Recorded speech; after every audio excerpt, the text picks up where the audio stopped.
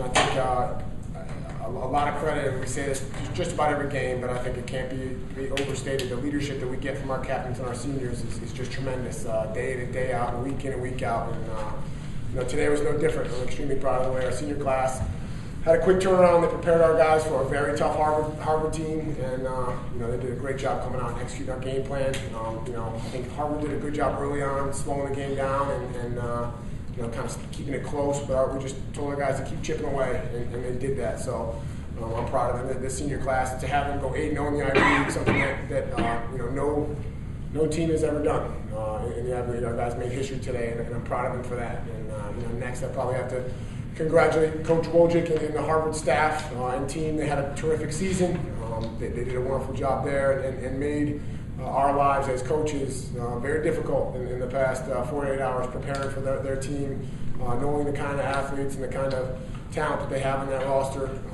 It's pretty scary, but I'm happy the way our guys handled the game today.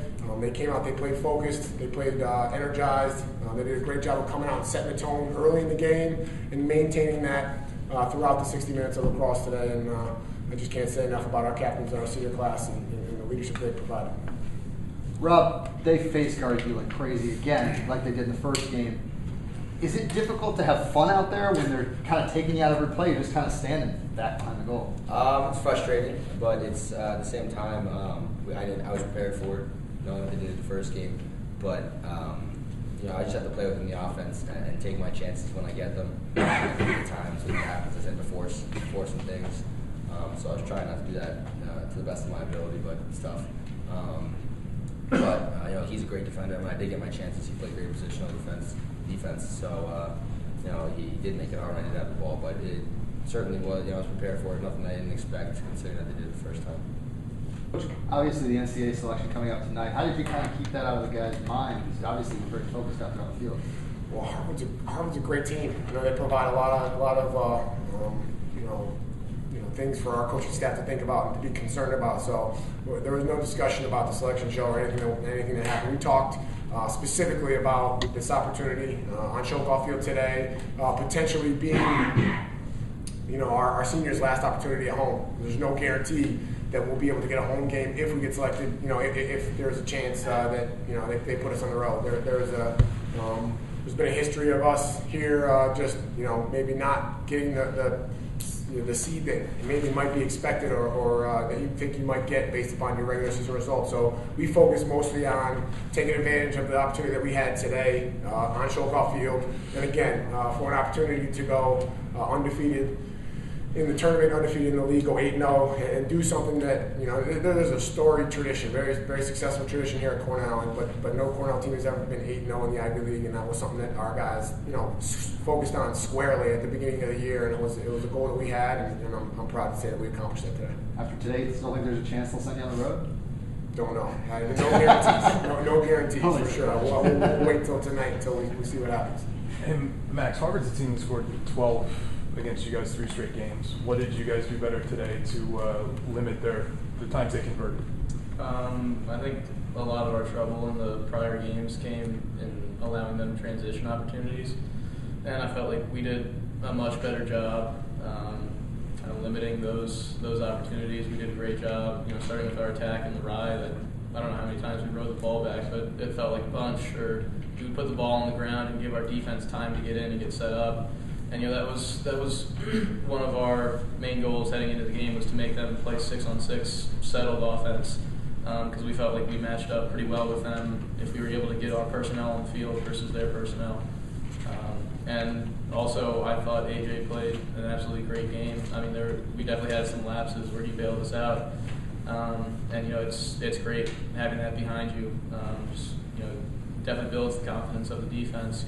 If we mess up, we got somebody there to help us and step up for us. Coach, on Friday we talked about what the face-off game did and how important it was to improve there. Today you had 15 of 23 face-offs. What did that do to your game? Oh, it's an incredible advantage to be able to have the ball in our sticks in the offensive end.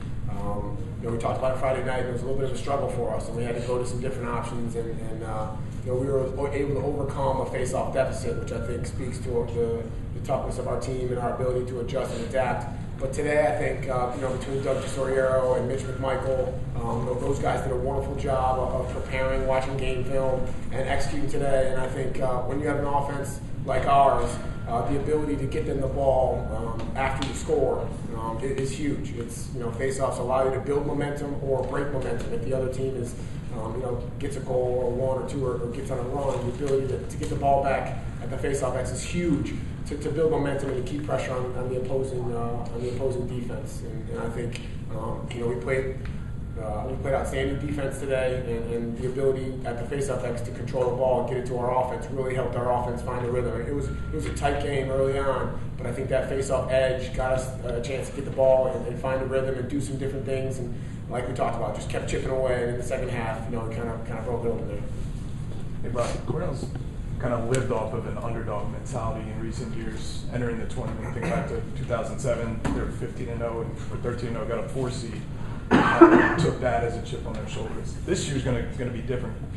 People are going to be picking Cornell to win the whole thing. They're going to look at you guys as a favorite. How do you view the approach to that, knowing that the position's going to be a little bit different this time around? Yeah, I think we try not to look at that stuff as much as possible. We try to in our locker room, what we're focused on, and we're focused on ourselves and our opponent, and we're not really worried about what people are saying.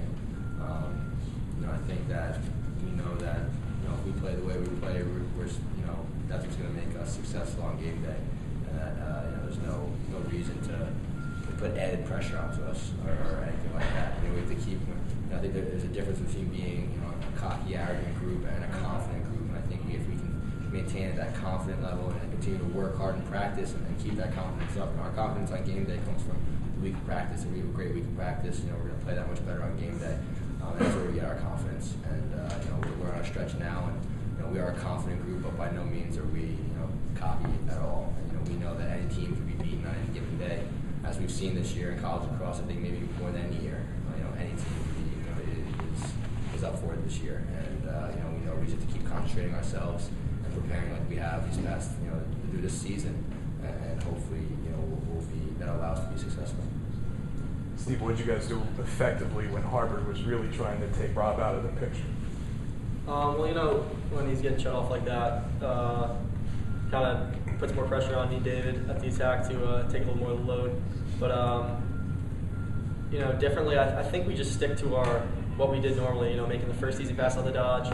Obviously we can't throw through Robert, pass through Robert, but I just think we hit our assignments where we could. And then really just made the first easy pass, and it worked out. It felt like it might be 2-2 forever for a stretch there.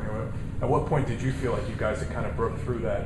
Well, I'd say that penalty, the 3-minute penalty, we got 2 goals before half. I think we went to half 4-2. And, got a quick one right after that to make it 5-2 a few seconds into the third quarter. So I'd say we went to the locker room pretty confident that we were, we knew we had to withstand their next punch, and we just stayed focused from there on.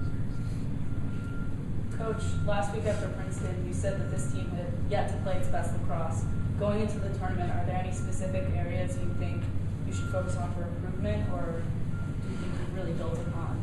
Well, I think we can still improve in every area of our game. I don't think there's anywhere where we think that we've arrived and that we're where we need to be. We continue to work every day in practice and challenge ourselves to improve. And so I think there's nothing that we can't improve on. There's nothing that we're not working on. I think we're taking a very critical eye. Our coaching staff, Coach Rakowski and Coach Richards and Coach Howard, take a very critical eye to our film.